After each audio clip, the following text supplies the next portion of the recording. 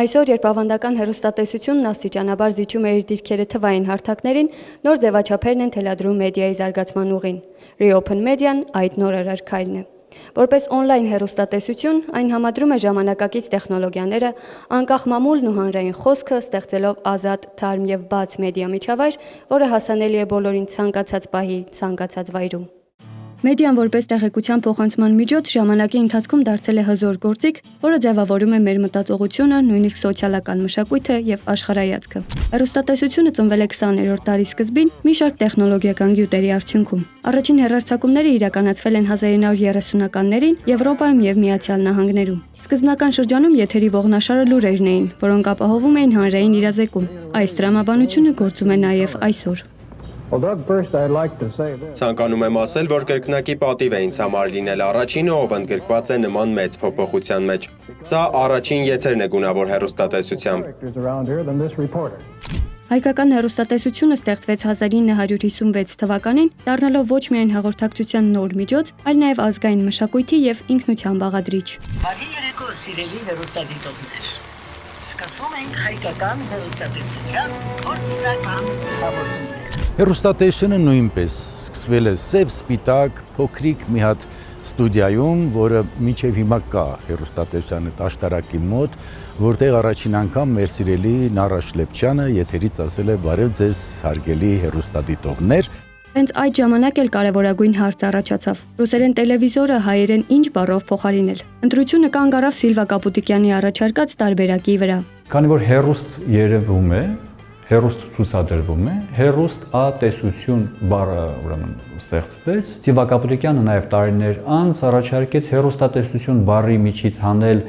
ուստը, որովհետև երկար էր։ Հեռուստ գրաֆարյան կառույց է, հեռուստ ցույց տվող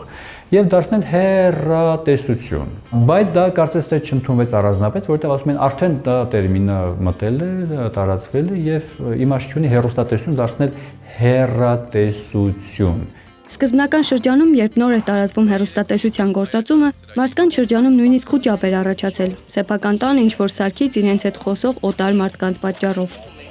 Բարև ձեզ հարգելի հեռուստադիտողներ։ Հայկական հեռուստատեսության առաջին ծրագիրը սկսում է իր հաղորդումը։ Ժամանակի ընթացքում հեռուստատեսությունն ընդունվեց, զարգացավ, դարձավ մասսայական եւ մեր կյանքի անբաժան մասը։ Տեխնոլոգիական առաջընթացը սկսեց արմատապես փոխել մեդիայի դերը։ Ծավալվեցին խոսակցությունները, որ հեռուստատեսությունը հայտնվել է եւ ռադիոն կարող է շուտով մահանալ, որովհետեւ ռադիոն իր ֆունկցիան կատարել է։ Մարդիկ կգերադասեն հեռուստատեսությամբ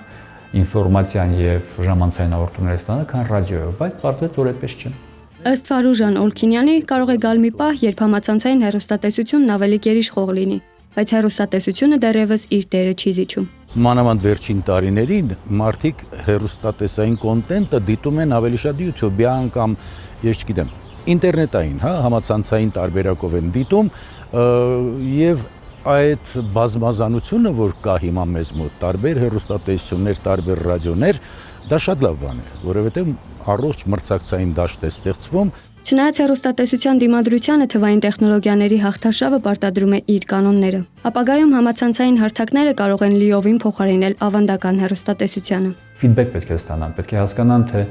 աուդիտորիան ինչ է ակնկալում եւ իրենք ինչ ակնկալիքներ պետք է բավարարեն հեռուստաեթերում իրենց։ Այլ հեռուստաընկերությունների մրցակցությունը այսօր որոշում է այս երկու հանգամանքների համադրմամբ։ Սիրեք ձեր ունկնդրին, ձեր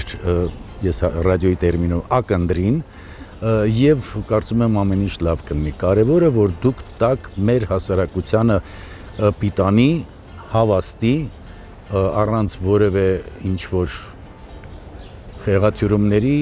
ուրեմն լրատվություն եւ հետաքրքիր հաղորդումներ։ Ձեզ բարի երթ։ Մոնիկա Հայրոյան, Ստեփան Տիգրանյան, Դավիթ Եղիազարյան, Reopen Media։